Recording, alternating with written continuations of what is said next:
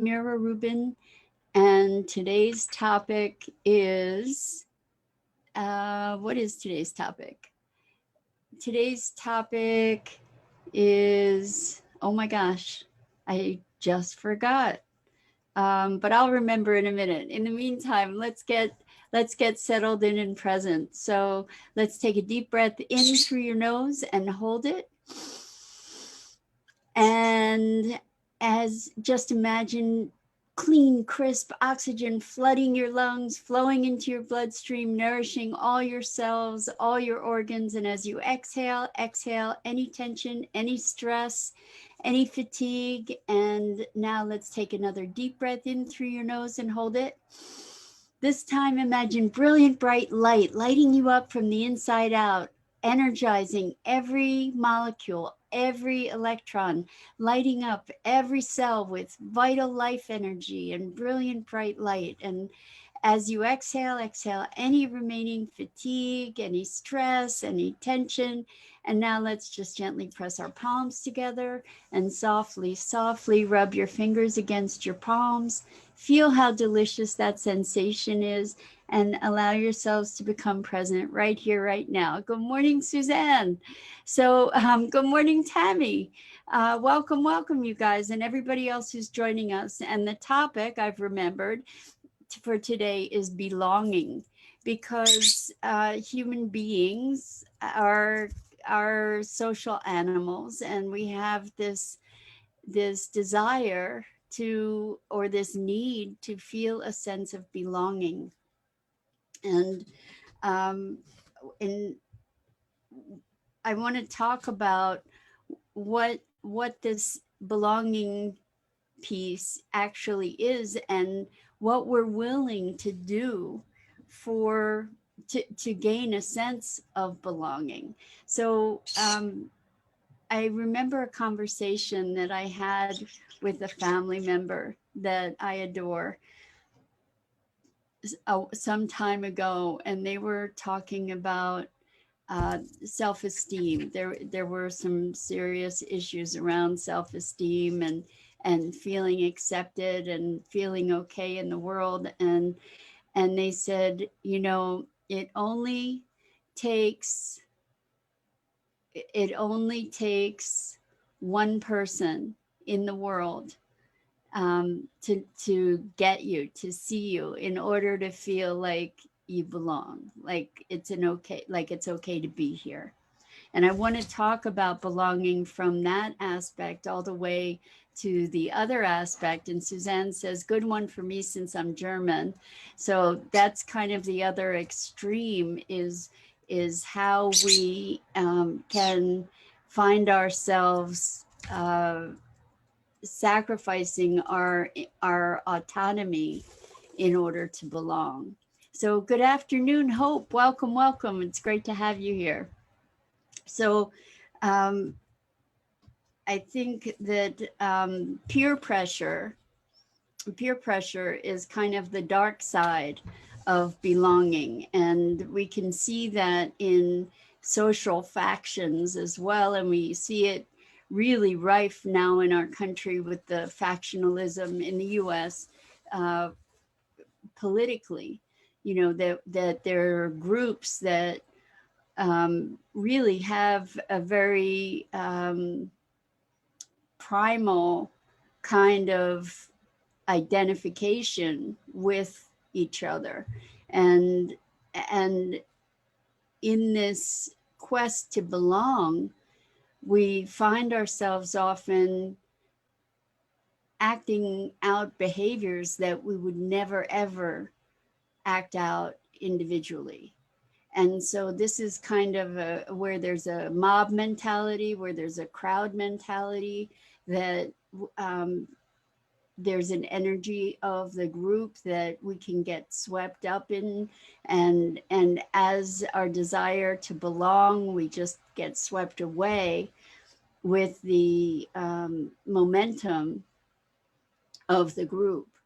And I find this dynamic really, really fascinating. I It's always been very interesting to me to be looking at the dynamics of a cult. You know, what defines a cult? I think we've talked about this before, but uh, where there's this group think or this group ethos that uh, supersedes and overrides and overwhelms our sometimes our individual morality even, where we can, through the momentum of a group as part of belonging, we can be encouraged to be doing things that we would never ever do. So for instance, like in mobs where all of a sudden people start rioting, there's this momentum and energy of its own. Hi, Robert. So good to have you here. And good morning, Rosalind. Great to have you. Does it start around second grade, the need to belong in a group? What if you are homeschooled? Do those kids have a stronger sense of self? I can't say because I have not kids, but just what I've observed. Interesting. I think that belonging starts way before second grade. I think it can. I mean, I have vague memories of kindergarten, even where there was a need to belong for me, you know, or a desire to belong. And it's interesting that you say, do homeschool kids have a stronger sense of self? You know, so that makes me think of religion, because I know that a lot of this, you know, there are different groups of people that do homeschooling, but a lot of people who do homeschooling are religious people. And that makes me think about belonging within a church, belonging within a religion, belonging within certain doctrines. You know, so where we can experience belonging on all different levels. We can experience belonging within a social circle or within a cultural kind of circle, like a religious circle, or a well, even for instance, based on eating habits, for example, like vegetarians or vegans or paleo, or, you know, people will gravitate to people that have some commonality, with whom they have some commonality. So it can be based on political perspectives, religious perspectives, behavioral perspectives, familial perspectives. You know, we talk about family clans, right? And there's certain cultural elements to that kind of grouping.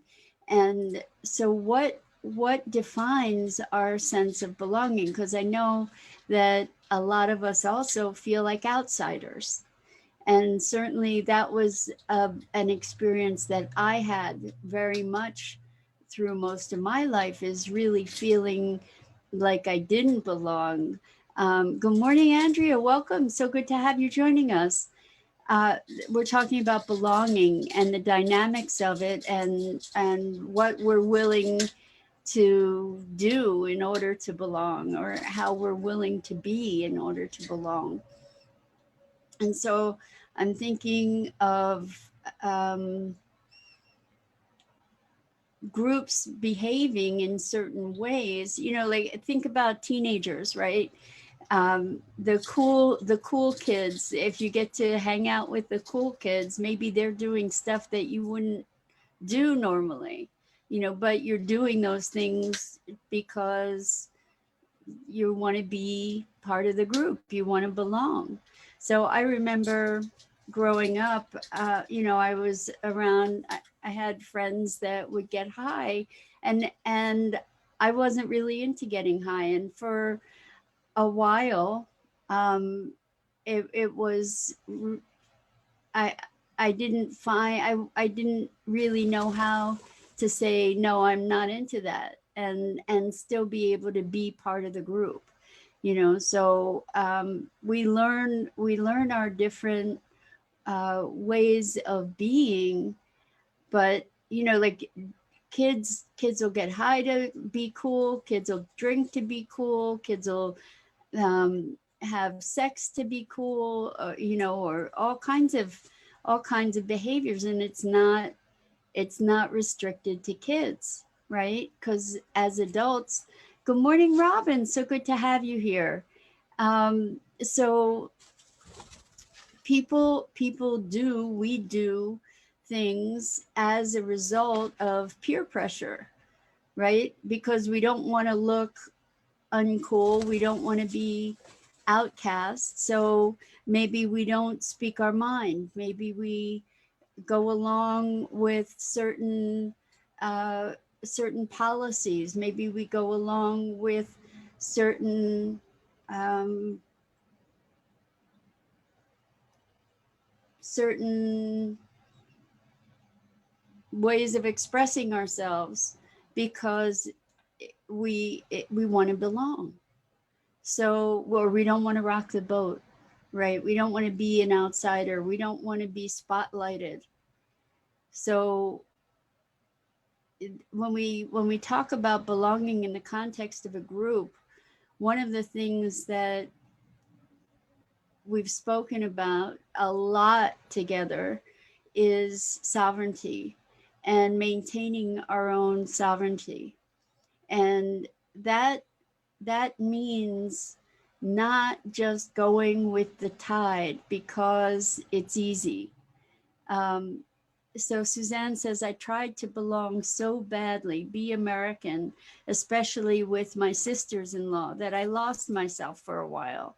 Now I'm working on finding myself again, multicultural. So I totally hear what you're saying, Suzanne. So being German, trying to blend in, being American, rather than really letting your differences shine. So our differences are a big part of what make us who we are, make us unique and special.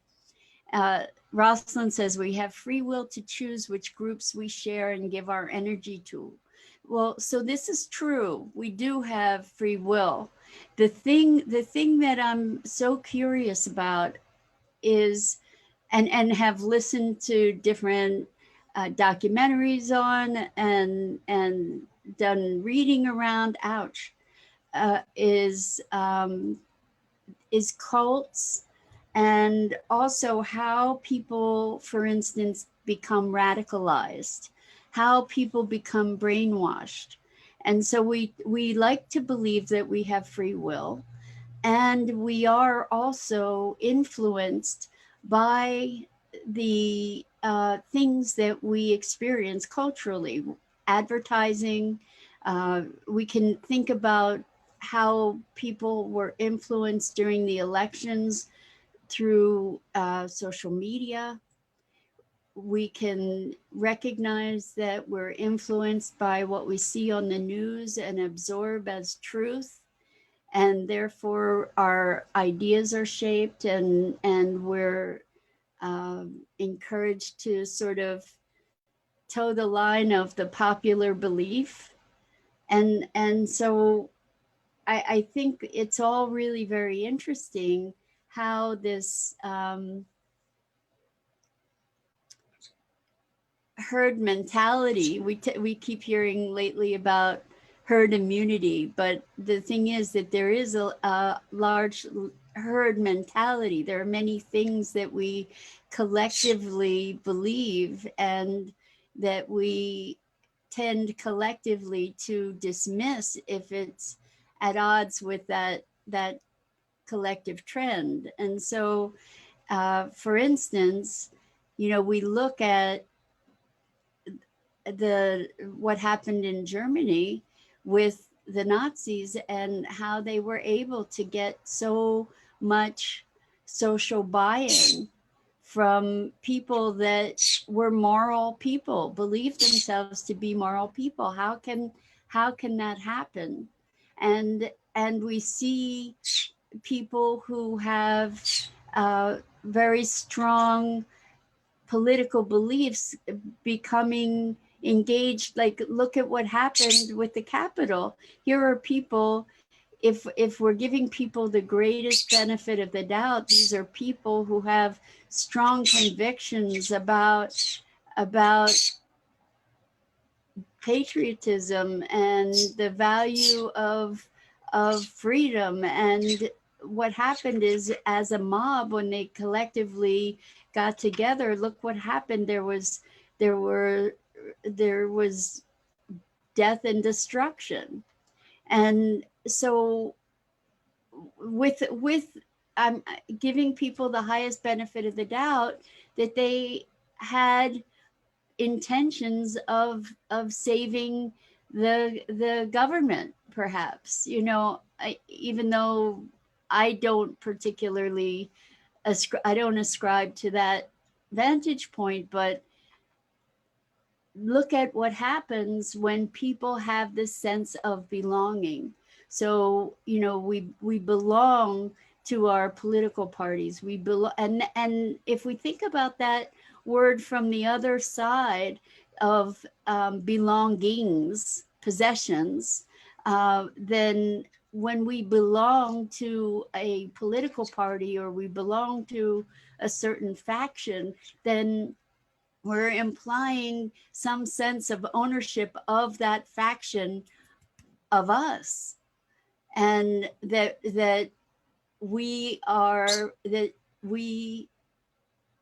owned, we belong to the ownership of that organization.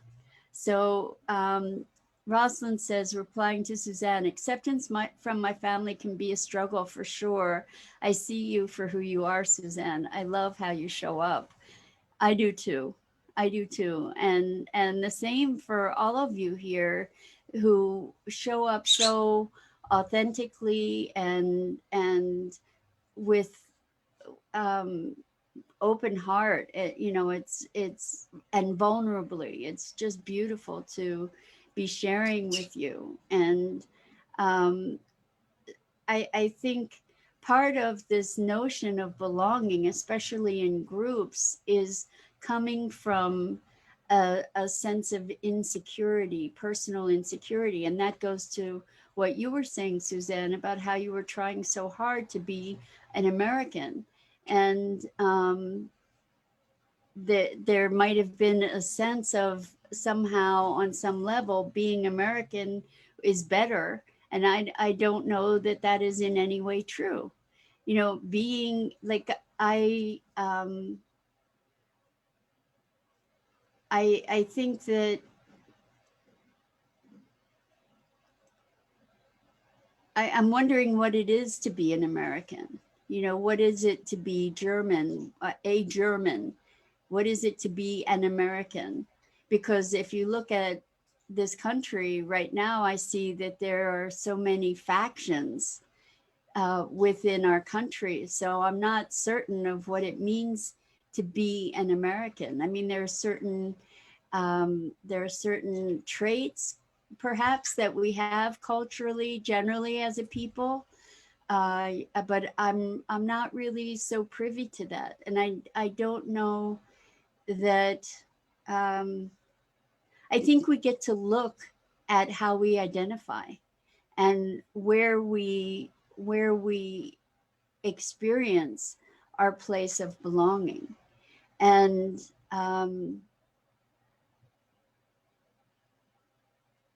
as I grew up, I know that I really felt very isolated, and and even like looking at being here on Earth as a human being, I felt very and often still do feel very uh, at odds with and confused by human beings, and feel like, wow, I don't really know what I'm doing here exactly, because this just doesn't make sense, what I see in the world and how people operate in the world.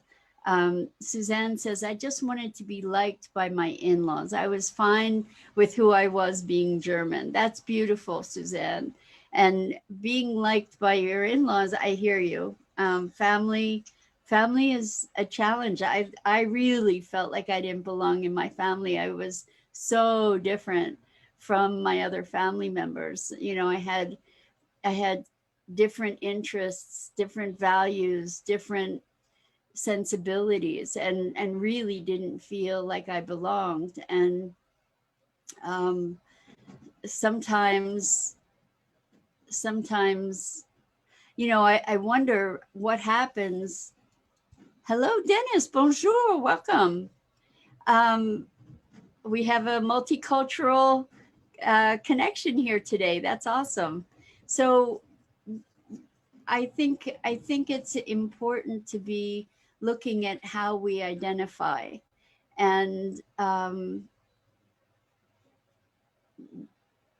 where our ultimate security comes from, because I think this notion of belonging has at its root a sense of safety, a sense of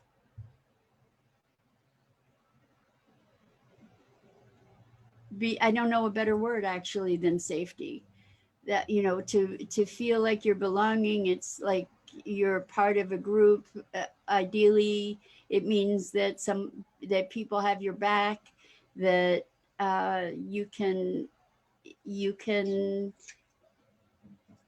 kind of know who you are in the context of things. It creates context to be part of um, of a group. So Dennis says, Gutenberg Morgan. I'm thinking that means good morning, or Guten. I don't know German, so maybe Suzanne, you know what that means. Anyway, it's great to be looking at where we're experiencing belonging, because ultimately, if we can experience a sense of belonging within ourselves, it all resides within ourselves anyway. But if we can, oh, autocorrect. Okay, so gotcha, Dennis. um, if we can experience a sense of belonging within ourselves, like a sense of safety and presence and self-acceptance and um, sovereignty, then we don't need to define ourselves by our affiliations. And that gives us greater freedom to be thinking independently, and ideally not get so caught up with groupthink that we are moved into actions and beliefs that we would not cultivate on our own. Like there's group courage where people might be robbing and looting in a riot, where the individuals would never ever do that kind of thing on their own.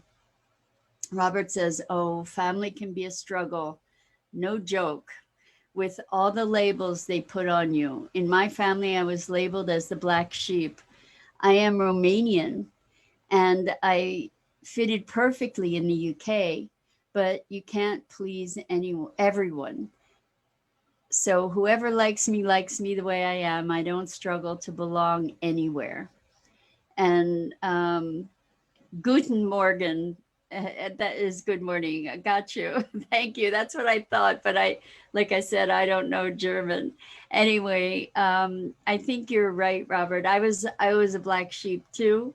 And I wouldn't be surprised if a very high proportion of the population of folks that are here through the Enlightened World Network were also black sheep, because of differing ideas than the cultural norm. Um, I it is important to be alert and conscious of the affiliations that we hold and what beliefs or what activities or what road we're willing to follow, go, or what road we're willing to go down to maintain that affiliation. And again, I want to come back to this notion of sovereignty and personal responsibility and accountability, because with the power of ideas and the flow of momentum, it's easy to get swept into a path that would not be our own, and where we kind of subvert our free will, or we let go of our free will because we're not being conscious and deliberate, so that we don't allow the kind of thing that that has people pitted against people. You know, we get to look at this. We're in a very factionalized time in the US, and we get to really be conscientious about how we express our beliefs. And I've seen so many people just become polarized in particularly the political realm, to where a conversation isn't even possible anymore. And this is not a place that we want to go.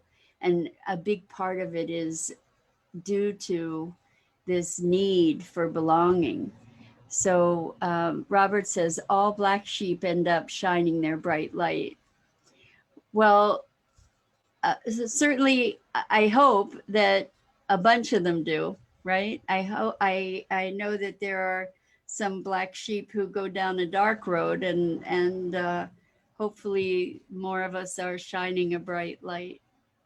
And Suzanne says, I'm the opposite of group mentality. I run from it. I it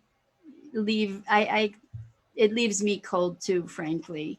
So I am always circumspect around that. Now, I've participated in a whole bunch of personal growth type trainings, and there's a group mentality in those kinds of environments as well. And I there's a huge energy in that kind of environment, and we get to be circumspect about that as well, you know, to engage. And there's a lot of social pressure to engage in those situations, and to be holding a certain perspective. And we get to find a balance. She is nipping my head, and it's just really annoying and painful.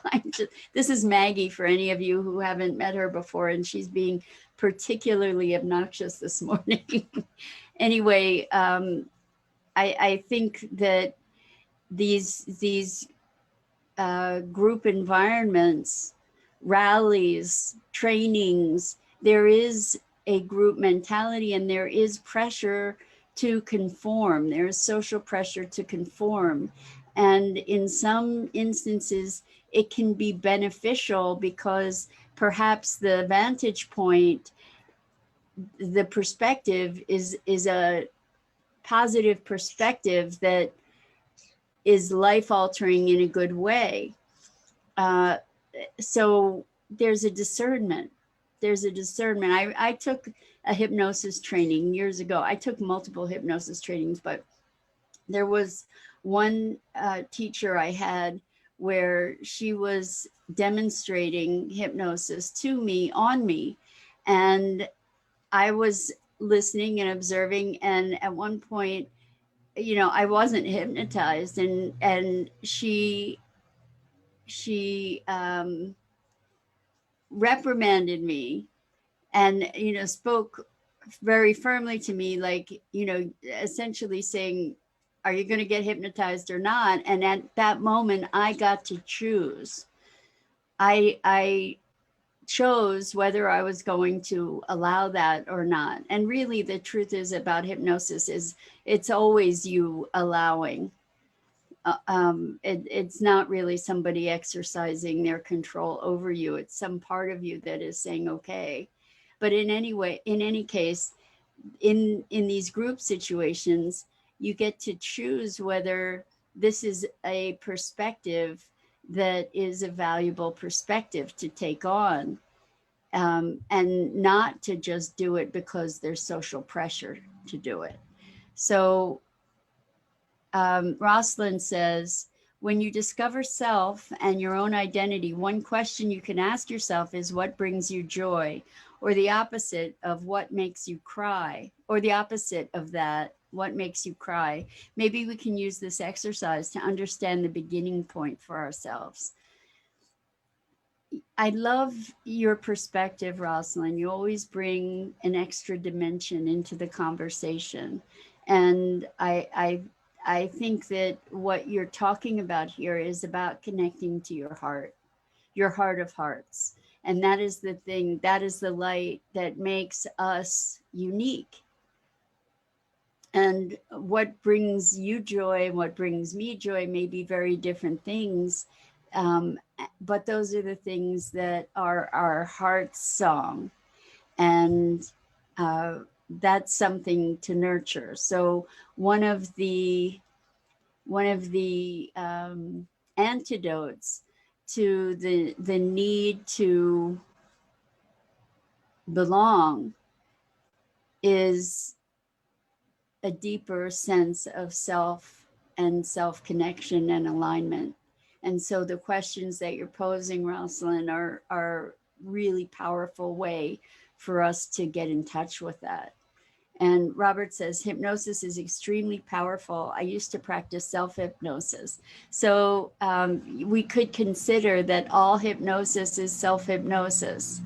And there's a lot to say that we're all always hypnotized. And it's just a matter of what we're hypnotized to, you know, like what are the beliefs that we're believing? What are the identities that we're holding? What are the,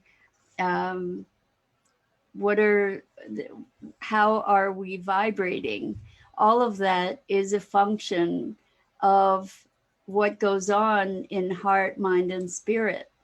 And so there is a lot to be said about maybe we're all always hypnotized. We're hypnotized to believe that we're human beings, you know, that we are flesh and blood, or that time exists, or that any of the other beliefs that we have exist. You know, people, there's a lot to be said about television being a vehicle of hypnosis. And okay, Maggie, that's enough.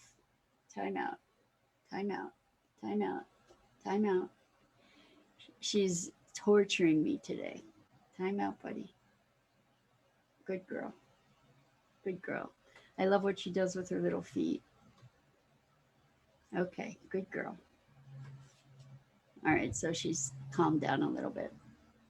Anyway, so one of the things that we can look at is that belonging and the group energy, we can consider that a form of hypnosis or mind control or brainwashing. Is what we choose to accept in order to belong can be very insidious. And the path down a road to radicalism or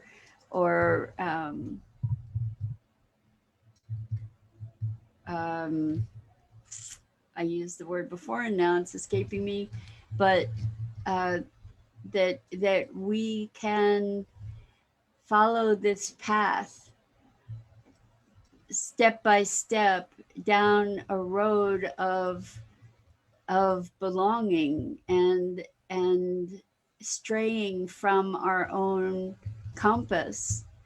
It can happen pretty easily. Oh, when I talked about people being radicalized, that it starts out with benevolence and then moves into a darker and darker place. And our ability to be self-reflective is essential and um, fundamental to maintaining our sovereignty as responsible individuals. So I guess this story about belonging that we're engaging in today is really about taking personal responsibility, maintaining a perspective, being circumspect in the things that we believe and the groups that we associate with, and that's even within family, is like needing, and this is a fundamental need of children, right, is needing the acceptance of their parents, or needing love, and when we have extended families with in-laws, etc., all of that, there's the desire to be accepted and to be embraced, for sure. And we get to rally our individual awareness, so to shift that need to a preference. Like, I would prefer it if they loved me, I would prefer it if we got along, and it's no longer a need. If we can get to that place, there's so much greater freedom in it. So with that, I am going to wrap up this morning. I'm Mira Rubin, here with you on Enlightened World Network. This is the Core Connection, and I go live each weekday morning on the Enlightened World Network Facebook page at 9 a.m. Eastern. And it is such a joy for me to spend this time with you. I am so grateful to you for your engagement and your authenticity. And Robin says, I don't know if I said hi to you yet, Robin. So if I didn't, I'm saying hi. And we make a choice, considering it is to be for our highest good. The way we respond and apply the consequences of our decisions is for good or a lesson to grow from and go forward. Exactly, Robin. So life is learning, right? And with that, I invite you to check out the other awesome programming on Enlightened World Network. And I look forward to seeing you again here really, really soon. And I have a sense of belonging here with you in this community, partly because I am holding the belief that each of us is here for our highest good and for our own growth and for the betterment of the planet. So with that, lots and lots of love to you.